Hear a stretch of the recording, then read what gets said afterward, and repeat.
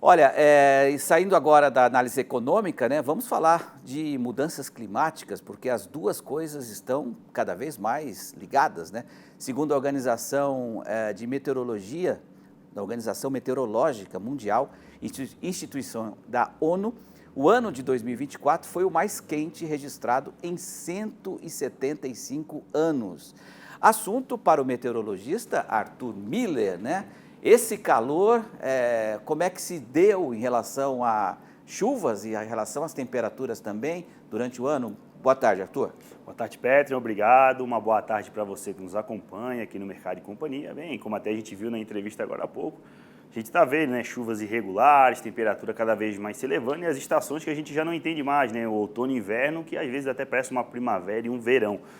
Trouxe aqui, né, na telão para a gente entender o momento atual, ou seja, anomalia de temperatura de superfície do oceano, então a gente percebe que está muito mais vermelho do que amarelo, ou seja, a gente está com aquele problema ainda dos oceanos aquecidos, com as águas aquecendo aqui perto, próximo à costa do Peru, já provocando um El Niño costeiro no norte do país, águas resfriadas vindo lá da Califórnia, devido à ressurgência, tentando aí contrabalancear essa situação, então a gente, por enquanto, está numa situação de neutralidade quando a gente pensa no país inteiro, mas até no RN a gente vai falar um pouco mais sobre isso, sobre o outono, a temperatura segue elevada. Vou pedir para colocar o próximo mapa para a gente entender bem o que tem acontecido, né? Então, aqui eu tenho dois gráficos, né? Não precisa, né, entender exatamente o que está ocorrendo, mas se você olhar bem, o de baixo parece muito com o de cima, né? Até parece uma cópia. Isso aqui a gente remonta o clima a 800 mil anos atrás, com os testemunhos de gelo. Ou seja, né, todos aqueles tubos de gelo que os cientistas pegam, eles estudam a concentração de CO2 e também a temperatura. Ou seja, aqui em cima a gente tem a concentração de gás carbônico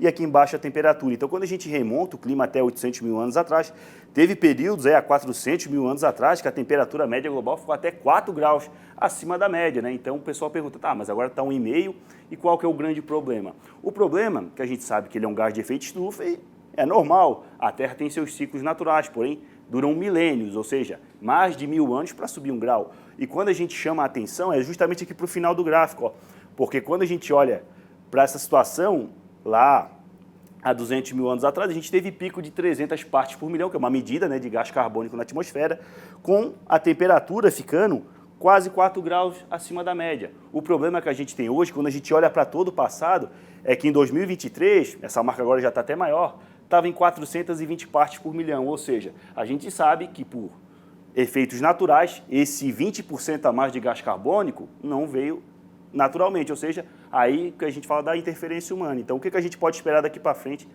que é o que interessa para o produtor?